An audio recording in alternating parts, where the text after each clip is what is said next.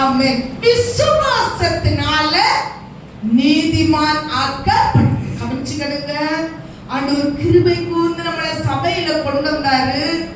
சபையில வந்த பின்பு ஆண்டவராகிய இயேசு கிறிஸ்துவை ஏற்றுக்கொண்டு அவரை விசுவாசிக்கிறவனை விசுவாசத்தினால் அவன் நீதிமான். ஆமென் சொல்ல வரலையா? ஹல்லேலூயா. அவன் எப்படி ஆகிறான்? விசுவாசத்தினால நீதிமான் ஆகிறான்.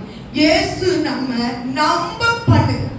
அவன் அப்படியே நம்ம விசுவாசிக்கிறோம். வசனத்தை தருகிறார், சரீரங்கள் அற்புதங்களை செய்கிறார், குடும்பத்தில் இருக்கிற சில காரியங்களை மாற்றுகிறார்.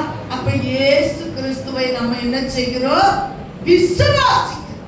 அந்த விசுவாசத்தை கொண்டு இயேசு நமக்காக மரித்தார், நமக்காக ரத்தம் சிந்தினார், நமக்காக அடிக்கப்பட்டார், நமக்காக மறுபடியும் உயிரோடு எழும்பினார் என்ற வசனத்தை வாசிக்கும் போது அறியும் போது அதை நம்புகிறோம்.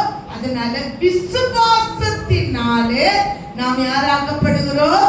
நீதிமான். பாருங்க, ரோமர் 5:9 வாசிங்க.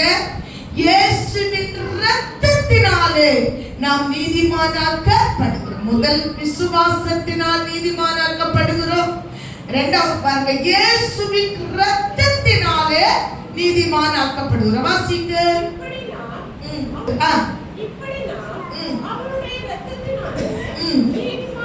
யாருக்கு இரத்தத்தினாலே?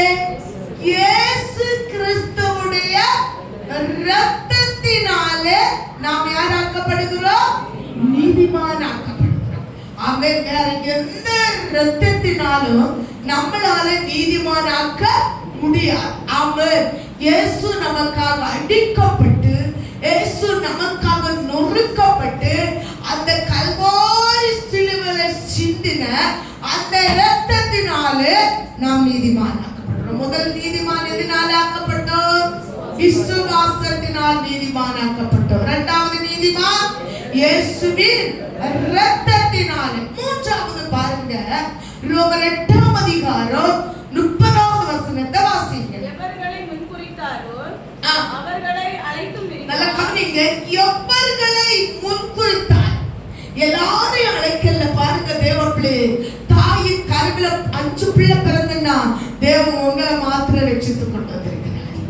அவன் கர்த்தருக்கு ஸ்தோத்திரம். முன்குறித்தாரோ, எவர்களை முன்குறித்தாரோ அவர்களை அழைத்தும் இருக்கிறார். அந்த ஆத்துமாவை கர்த்தர் அழைச்சிருக்கிறாரு.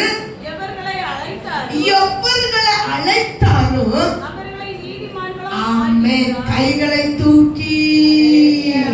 அப்போ அழைத்தவர்களை கர்த்தர் யாராக்குகிறார்? சபை சொல்லுங்க. அழைத்தவரை நீதிமானாக்குகிறார். முதல் நீதிமான் யாரு? விசுவாசத்தினால் நீதிமான். இரண்டாவது நீதிமான் யாரு? இயேசுவின் இரத்தத்தினால. மூன்றாவது நீதிமான் யாரு? ஆமென். தேவன் எவர்களை அழைத்தாரோ அவர்களை நீதிமான்.